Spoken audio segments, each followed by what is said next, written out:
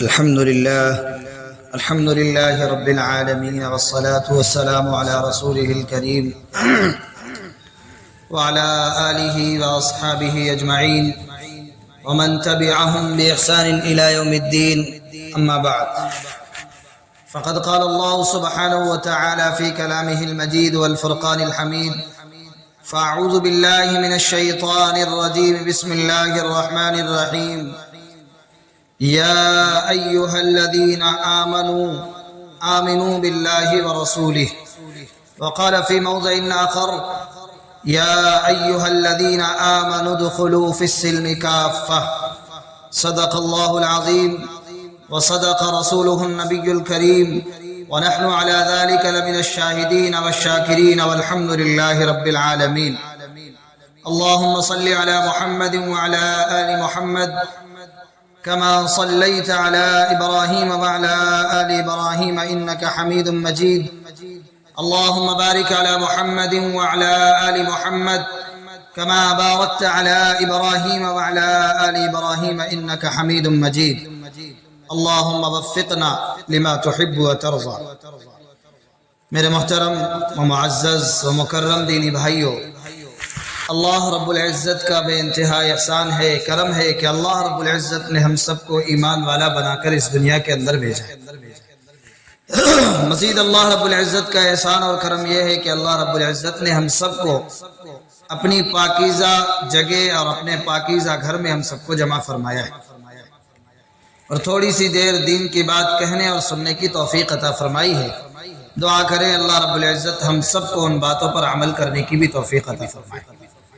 عزیز دوستو، اللہ رب العزت نے ہم سب کو ایمان کی دولت سے سرفراز فرمایا۔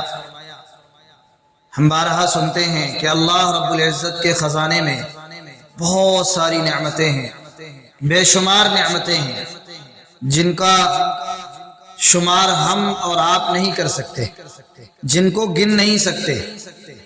اللہ رب العزت کے ان خزانوں میں جو سب سے اعلیٰ اور سب سے افضل نعمت تھی وہ ایمان کی نعمت تھی، اور اللہ کا احسان، اللہ کا شکر ہے کہ اللہ رب العزت نے ہم سب کو اس نعمت سے سرفراز فرمایا ہے۔ قرآن پاک کی آیت ہم نے خطبے کے دوران ایک پڑھی ہے، دو آیتیں تلاوت کی ہیں۔ پہلی آیت یا ایھا الذین آمنوا باللہ ورسولہ، کہ یہ عجیب سا ترجمہ ہے۔ ایک طرف تو اللہ رب العزت ایمان والا بھی کہہ رہا ہے، پھر دوسری طرف اللہ رب العزت کہہ رہا ہے ایمان لے آؤ۔ ہم اور آپ ایمان والے کہلاتے ہی اسی لیے کہ ایمان لے کر آئے، لیکن یہاں وجہ کیا ہے کہ اللہ رب العزت آمنو، ایمان والو ایمان لے آؤ، اس کے پیچھے کا راز کیا ہے؟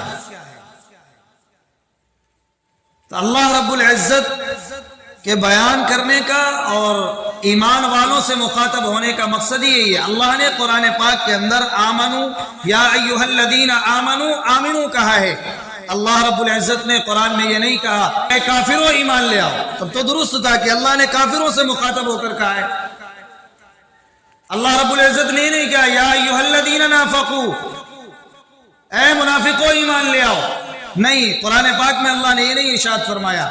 اللہ نے نہ تو قرآن پاک میں یہ ارشاد فرمایا یا ایھا الناس آمنو، اے لوگو ایمان لے آؤ، تب تو درست تھا۔ عجیب بات ہے کہ اللہ رب العزت نے ارشاد فرمایا یا ایھا الذین آمنو، اے ایمان والو ایمان لے آؤ۔ مفسرین کرام نے اس کے ضمن میں لکھا ہے کہ آمنو سے مراد جو اللہ رب العزت کا منشا ہے وہ ای اتقو ہے۔ آمنو ای اتقو، کہ ایمان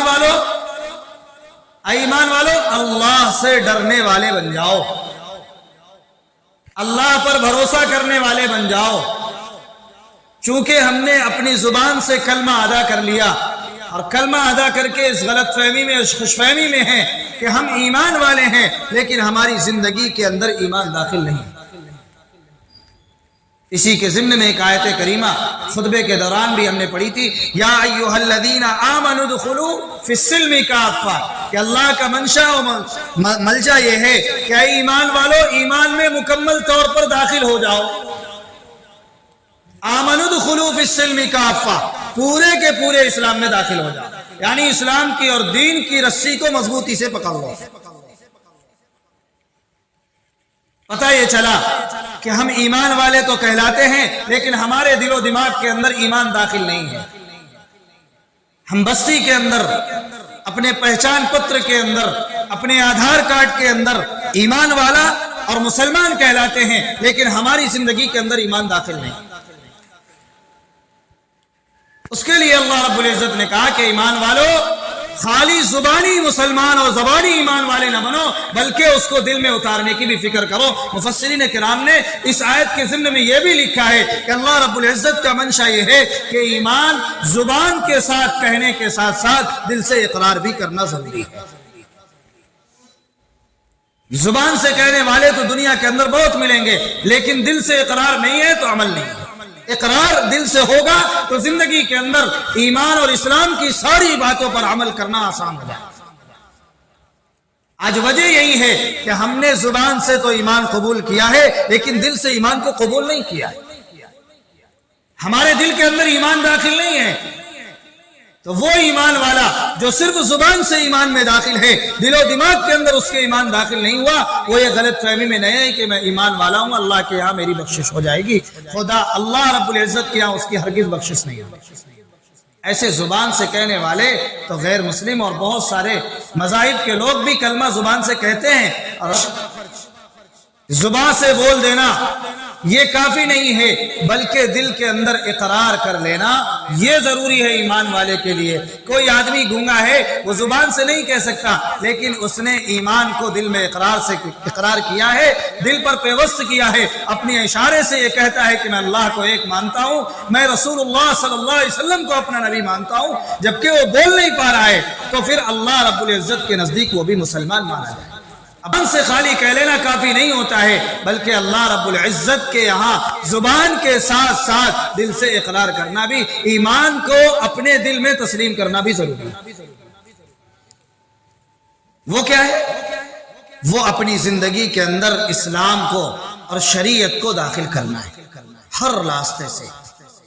ہم اور آپ کا آج کا اس دور کا ہر مسلمان مسجد میں آئے گا تو وہ اس طریقے سے سوچے گا کہ نہیں، مسجد میں گالیاں نہیں دینا چاہیے، مسجد میں کسی کو برا بھلا نہیں کہنا چاہیے، مسجد میں کسی سے بدتمیزی نہیں کرنا چاہیے، یعنی کہ وہ مسجد کے اندر آ کر تو مسلمان ہے لیکن مسجد سے باہر نکلا، نماز پڑھ کر گیا ہے، مسجد کے باہر اپنے پڑوسی کو گالی دیتا ہے، اپنے مسلمان کو گالی دیتا ہے، باہر جا کر شراب پیتا ہے، باہر جا کر جوئے بازی کرتا ہے، باہر جا کر لوگوں کا مال ہڑپتا ہے، باہر جا کر تجارت میں گھپلا کرتا ہے، باہر جا کر ناپ تول میں کمی بیشی کرتا ہے، وہ مسجد کا مسلمان ہے لیکن اللہ رب العزت کے نزدیک وہ مسلمان ہے۔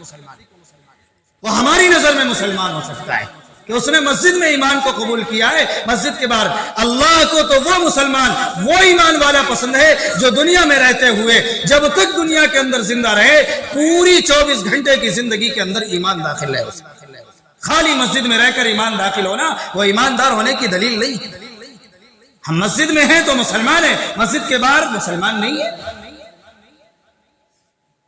اللہ رب العزت پر ایمان لے کر آئے ہیں، جناب محمد رسول اللہ صلی اللہ علیہ وسلم کو اپنا نبی تسلیم کیا ہے، ہماری 24 گھنٹے کی زندگی انہی طریقے یعنی رسول اللہ صلی اللہ علیہ وسلم کے طریقے کے مطابق گزرنا چاہیے، تب تو وہ ایمان والا کہلانے کے قابل ہوگا۔ اللہ کے اس حکم میں وہ داخل ہو گیا کہ ہاں یہ ایمان لے آیا کہ اللہ نے کہا اے ایمان والو ایمان میں داخل ہو۔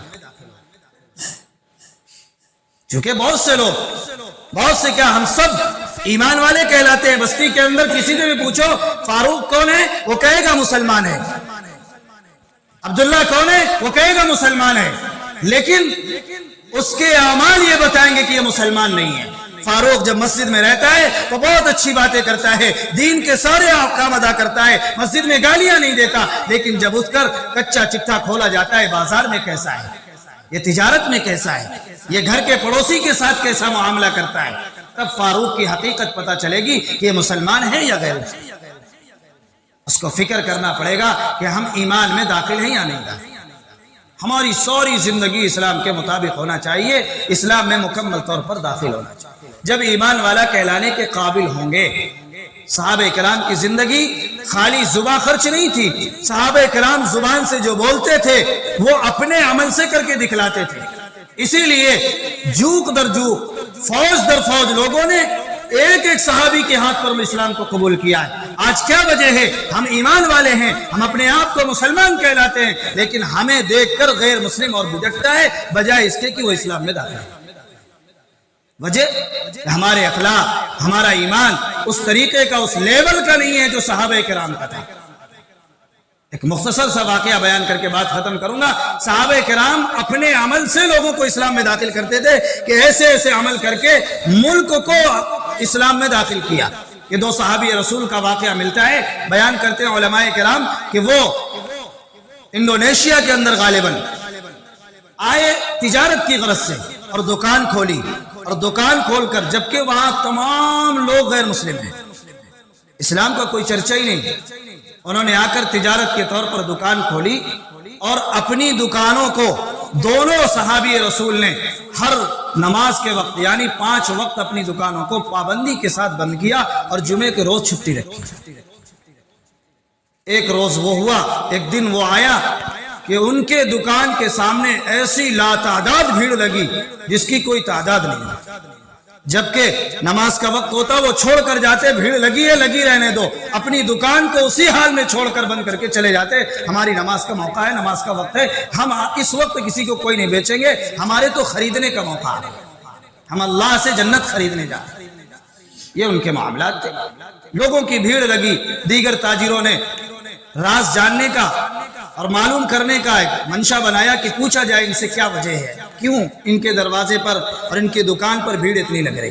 انہوں نے پوچھا تو ان صحابی رسول نے، یہ جب تک کسی کو پتہ ہی نہیں تھا کہ یہ صحابی رسول ہے، ان سے بتایا کہ ہم اللہ کے دوست ہیں، اللہ کے صحابی ہیں، اور ہمارے رسول نے ہمیں عملی طور پر اسلام کو پیش کرنے کا ایک عادی بنایا ہے، ہمیں یہ سکھایا ہے کہ ہم لوگوں کے ساتھ برا نہیں کریں گے تو لوگ ہمارے دربار میں آئیں گے، ہم لوگوں کو ساتھ چھل اور کپٹ نہیں کریں گے، جھوٹ نہیں بولیں گے، لوگ آپ سے محبت کرنے والے بنیں گے۔ ہم نے اپنے نبی کے سبق کو سیکھا اور اس پر عمل کیا ہے، اس وجہ سے آج ہمارے دروازے پر بھیڑ لگتی ہے۔ واقعہ لکھا ہے کہ پھر اس طریقے سے لوگوں کے درمیان ان کی عادتوں کا ایک چرچا ہوا کہ پورا ملک کا ملک ان 2 صحابی رسول کی بدولت اسلام میں داخل ہوا۔ وجہ کیا تھی؟ زبان سے کوئی الفاظ نہیں، کوئی تقریر نہیں کری، صرف اپنے عمل سے ثابت کیا کہ ہم اللہ کے ماننے والے اور جناب محمد رسول اللہ کے پیروکار ہیں۔ تو اللہ نے پھر ان کے عمل سے لوگوں کو اسلام میں داخل کرنے کا راستہ فراہم کیا۔ آج ہم کو دیکھ کر لوگ اسلام سے دور بھاگتے ہیں کہ یہ ہے ایمان والے۔